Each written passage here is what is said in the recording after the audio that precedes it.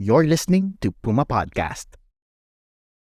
Hi, I'm Franco Luna Puma Podcast, and you're listening to Teka Teka News. This is a rerun of an episode that aired in August 2023. We're releasing it again since theft and robbery have historically topped the list of crimes committed during the All Saints and All Souls holidays in the Philippines, according to the National Capital Region Police Office. If you've ever found yourself on the receiving end of snatching, or if you lost your phone on your own, then this episode is for you.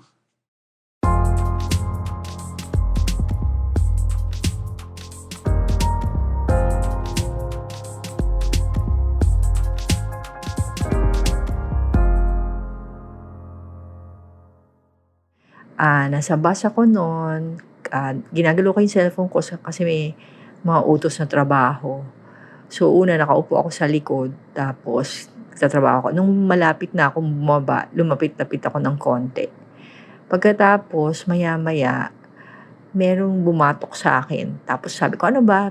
Tapos pagkatapos nun, may humila na nung cellphone na hawak ko. Tapos nawala na silang dalawa. Tapos yung konduktor tsaka yung driver nag-usap pa na parang, ganyan talaga yung modus nila, ganyan. Tapos hindi man lang nila hinabol yung pagnanakaw. You just heard Veronica Uy, our senior news editor here at Puma Podcast. If you live in Metro Manila, there's a pretty good chance you can relate to these experiences. If not, well, I guess you're one of the luckier ones. But think about how much we have on our phones today. There's photos, social media accounts, personal details, online banking apps, etc. And you can be as safe and as cautious as can be from scammers, but you can never really be safe from your own carelessness. And all of us, even myself, are vulnerable to losing our phones, whether from some modus or our own fault. So what we want to do here really is to give people actionable ways forward and make the whole experience less traumatizing. I think it doesn't necessarily like when you lose your phone, that's end of the world for you. It still depends on the situation. Yan naman si Jonner Marzan na isang cybersecurity expert based sa Singapore. He specializes in corporate security, but he knows a thing or two about keeping ourselves safe and prepared against the cyber risks of 2023. Jonner says that while the most important thing is staying ready for the possibility of losing your phone, your main focus when it actually does happen should be trying to recover it. Try to utilize the existing apps that are out there. So if you're using iPhone, so you have the iOS Find My, on which it has the capability to track phones. Of course, you need to borrow another iPhone or an iPad or a computer so that you log in using your Apple ID to track your phone and hopefully recover it. If you're using Android, on the other hand, there's an equivalent, which is Find My Device. So from there, same feature, it can find through playing sound or tracking, and then you can also secure and lock and finally erase. Speaking of losing your phone, you should know that it happens to the best of us. It's happened to Jonner at least 3 times, he says. So it happened to me wherein my old Nokia phone just slipped into my pants and fell into the Jeep. And then when I went home, I suddenly realized that it got lost. So of course I tried to call it, and I was just fortunate that the jeepney driver still able to retrieve it. And same thing with the tricycle. We're pausing for a quick break now, and when we return, we'll tell you about what to do when you realize you've lost your phone for good.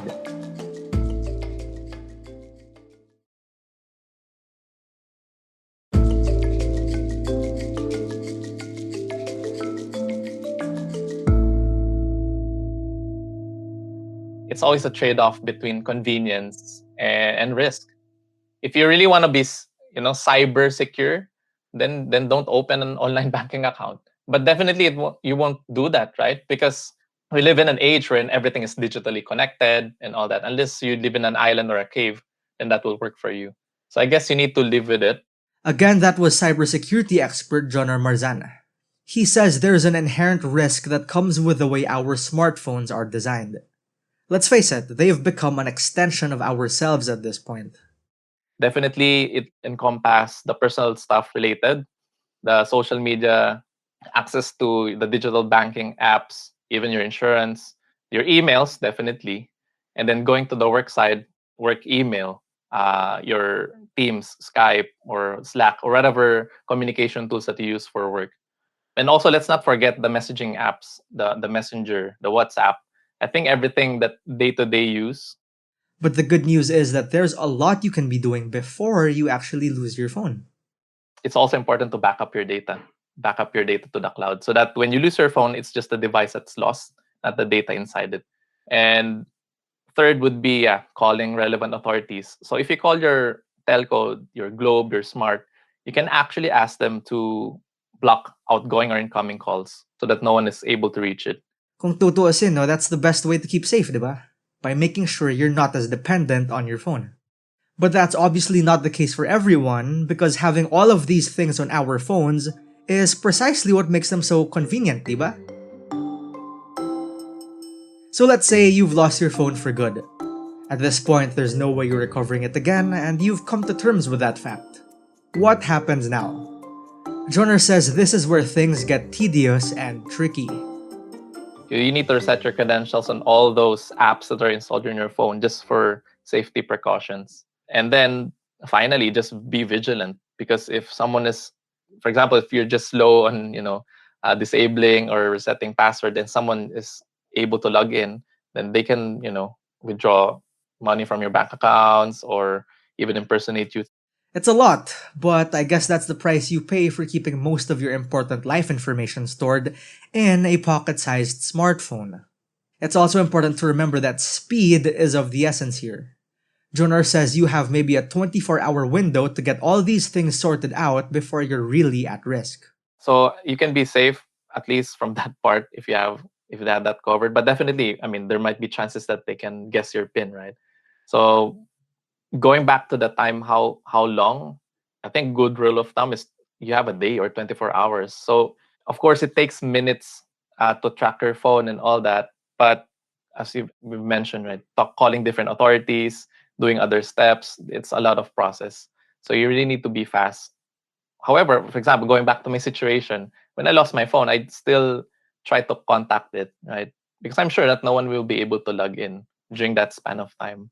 That's not the end of it either, because you'll need to check back from time to time and make sure you've nipped the threat in the bud. You need to monitor your accounts.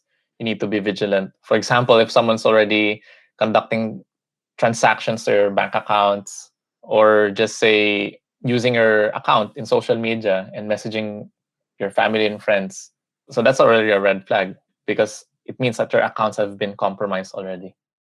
While staying safe is on each and every one of us on a personal and individual level, Joner says these things are also government's responsibility. And there's still a lot we can be doing to keep ourselves safe and catch up to the rest of the world. It's a people problem. So in organizations, actually in life, right, you have people, process, technology.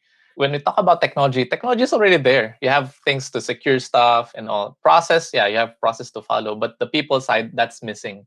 So we lack education. So definitely there should be, cybersecurity awareness campaigns to educate people. If you look into other countries, I think now Philippines is stepping up. If I was also following the ACT cybersecurity, now they're doing this, campaigns. I think that's the right step. They just need to continue doing that. Yeah, educate the masses, I guess, educate people. And also, not only from the people perspective, the regulations also need to have tooth on those institutions. He has this advice to anyone listening: stay aware and stay ahead of the curve. And most importantly, if you value your money and your data, well, just try your best not to lose your phone. Here he is again with the final word. Even before protecting the data itself, I think it's a matter of being mindful and taking care of your phone. So it's like your wallet, which is but even more valuable, because wallet contains only money, but your phone contains potentially money because of the banking apps and the data there. So you have your photos, passwords, or conversation to your family and friends, or even clients and so on. So it's very, very important to take care of your phone. So double check when leaving a place, leaving a public transportation, and so on. Now, second would be always put in security PIN or our password or biometric authentication to your phone. Third is encrypt your phone. Because we don't know, right? Technology changes rapidly. And that was today's episode of Teka Teka News. Again, ako po si Franco Luna. This episode was edited by Freddy Blanco. Our Teka Teka News executive producer is Jill Caro, and our senior editor is Veronica Uy. If you liked this episode, please do share it with a friend or two. And of course, don't forget to follow Teka Teka News and Puma Podcast on your favorite podcast app or on YouTube. Thank you for listening.